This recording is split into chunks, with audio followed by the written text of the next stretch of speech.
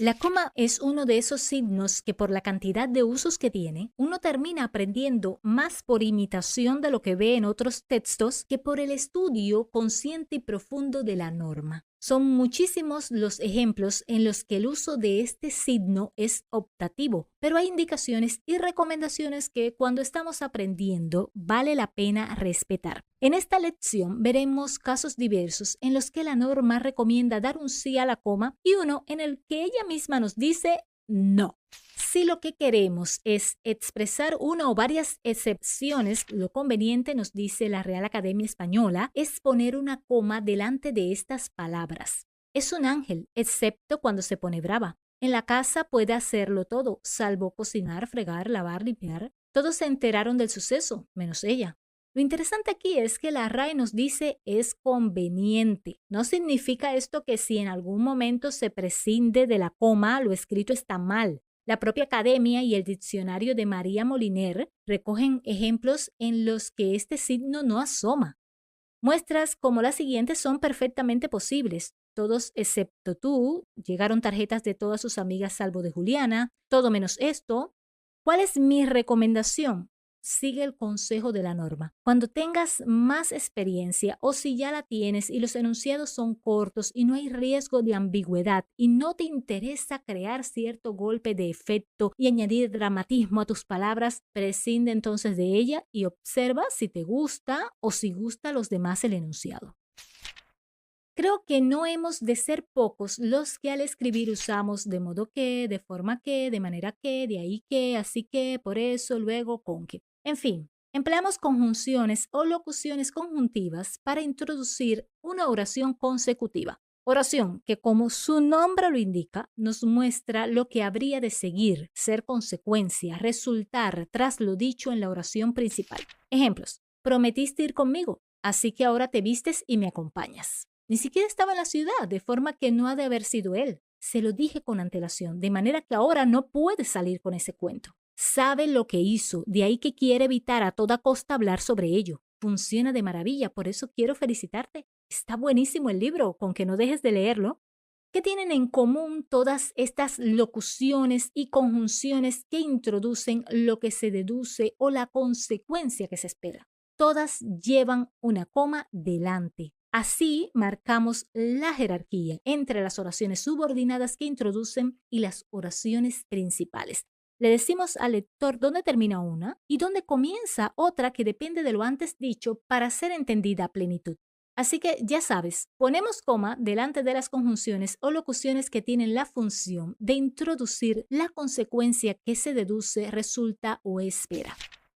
¿Quién no ha escrito alguna vez un es decir, además, sin embargo, no obstante, en primer lugar, en cambio? La lista de estas expresiones, adverbios, locuciones es amplia. Aquí solo comparto algunas de las que más veo o uso en los últimos tiempos. A estos enlaces los vamos a separar dentro del enunciado, por lo general con coma. Son expresiones que nos permiten dar paso a un nuevo segmento del discurso. Se les conoce como conectores discursivos. No forman parte ni del segmento que les pueda anteceder ni del que les pueda seguir, pero actúan como un puente que nos permite explicar mejor las ideas, ordenar, concluir, sumar, contrastar. Tomemos 3 de ellos y veamos las distintas ubicaciones que pueden tener. Trabajó 20 años para esa compañía sin faltar jamás. Sin embargo, no tuvieron reparos para despedirlo sin indemnizarlo. No tiene talento alguno y, sin embargo, lo encumbran. Era la ideal para el puesto, mas no la escogieron, sin embargo. Me gusta el mango, por ejemplo. Por ejemplo, a ella solo le interesan los autores del siglo XX. Quiero, por ejemplo, que vayamos a Berlín el próximo año. Además, ¿qué le importa? No le bastó ganar el concurso, sino que, además, se ganó el corazón de todos los presentes. Le toca comprar el uniforme y pagar los libros, además. Si el conector aparece al inicio o al final del enunciado, lo separamos por lo general con una coma después o antes, según sea el caso, porque ello nos dice que ese concepto afecta todo lo que le sigue o le precede. A veces también esa coma nos permite distinguir el sentido de la expresión o de la palabra. Quedaron unas propiedades, sin embargo. Quedaron unas propiedades, sin embargo. En el primer ejemplo, nos referimos a que esas propiedades no fueron retenidas, no fueron embargadas. En el segundo ejemplo, decimos que a pesar de todo, aún quedan unas propiedades. La presencia o ausencia de una coma puede cambiar el discurso por completo. De ahí que si has optado por emplear un conector discursivo, el uso de la coma no va a dejar lugar a dudas sobre lo que quieres decir. Y digo esto porque hay ocasiones en que para evitarnos tantos signos dentro de un enunciado decidimos prescindir de algunos, en especial cuando el conector está en el medio. En casos así, para ganar en fluidez, se prescinde de las comas, pero ello siempre debe hacerse si no existe posibilidad alguna de confusión o de pérdida del hilo del discurso por parte del lector. Otro detalle importante es que cuando el conector está en alguna parte intermedia del enunciado, por lo general se pone entre comas. Pero, y este detalle es clave, la primera coma que lo delimita puede ser cambiada por un punto y coma si el nivel de vinculación de las partes del enunciado no es tan estrecho o si alguna parte o ambas son extensas. La idea es siempre evitar la ambigüedad, la pérdida para el lector. Buscamos fluidez, organización y claridad. También, en algunos casos, la coma podría ser sustituida por dos puntos si lo que queremos es crear expectativa sobre lo que a continuación viene. La idea es dotar de mayor afectación al enunciado. No me interesa ya cargar con ese tema. Dicho de otro modo, que lo resuelvan ellos. Todo va a depender del efecto que quieras crear, de tu intención y de cuán organizadas tengas tus ideas. Cuando los delimitamos, los conectores nos funcionan de manera similar a los incisos, en el sentido de que podríamos prescindir de su presencia y el resto del enunciado sería capaz de sostenerse por sí solo. Pero usamos conectores porque aportan información sobre las intenciones comunicativas del que escribe. ¿Quiere ilustrarme algo? ¿Quiere llegar a una conclusión? ¿Mostrarme acaso la otra cara de la moneda? Pueden ser disímiles esas intenciones y esos conectores. Bien delimitados, nos las explicitan. Delimitamos con coma aquellas expresiones que tienen un valor introductorio, es decir, nos ayudan al inicio de la oración a introducir, a presentar una cuestión sobre la que hablaremos. Es como si nos presentasen un tema sobre el cual diremos a continuación algunas palabras. Ejemplos: en cuanto a, con respecto de, con respecto a, en relación con relación a, con referencia a, en referencia a, acerca de, en lo que se refiere a, en correspondencia con, conforme a, con arreglo a, de acuerdo con, a tenor de. Este es un listado no exhaustivo de locuciones preposicionales que pueden ir en otras partes del enunciado, pero que cuando lo encabezan es como si nos diesen un entrante de ese tema o una mirada desde la cual se hablará a continuación. Observa con detenimiento los siguientes enunciados. En cuanto a ese asunto, lo mejor será no tocarlo. Respecto a las vacaciones, no hay cambio alguno. Acerca de lo que planteaste, todavía estamos valorando el tema. Conforme a sus deseos, nos reunimos todo el día de su cumpleaños. De acuerdo con lo que dijo, no habrá que esperar mucho. A tenor de las noticias, pronto volverá todo a la normalidad. Para delimitar todo ese segmento, no únicamente la locución, sino toda la información que introduce, ponemos una coma. No un punto y coma como a veces he visto, sino una coma. ¿Entendido? Son varias las construcciones en las que no debemos poner coma, pero en este último apartado de la lección quiero destacar una que a veces mete a las personas en aprietos.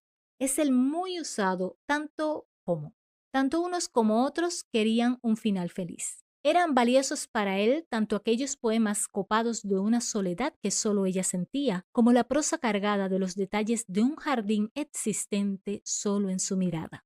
La relación que logran establecer tanto y como entre dos elementos que están en el mismo nivel jerárquico no debe ser disuelta por una coma. Cuando yo digo tanto unos como otros, lo que en realidad digo es que ambos elementos, unos y otros, en este caso, querían el mismo final. Si no ponemos coma al escribir unos y otros, ¿por qué habríamos de ponerla cuando escribimos tanto unos como otros? Pero escudriñemos mejor.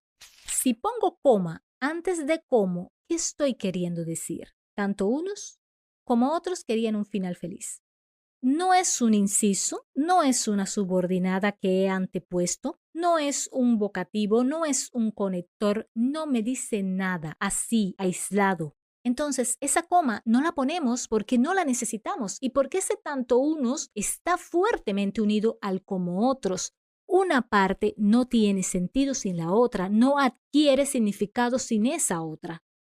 En el segundo ejemplo, donde es más larga la oración, la tentación de poner la coma aumenta. Ciertas personas dicen, esto está muy largo, debo poner una coma, pero una vez más, no se necesita. Cuando decimos eran valiosos para él tanto como, en realidad estamos diciendo, eran valiosas para él ambas cosas, era valioso para él esto y esto.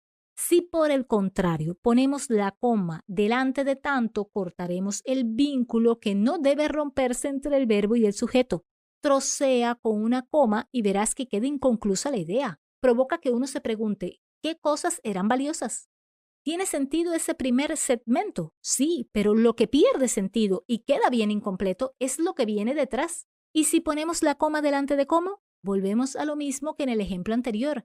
Aquí estamos coordinando dos elementos. Esa es la función de tanto como. Esos elementos que unen forman una unidad y no una juxtaposición que hay que marcar con coma o con punto y coma. Aquí ya nosotros tenemos nuestros intermediarios, nuestras partículas de enlace, tanto y como.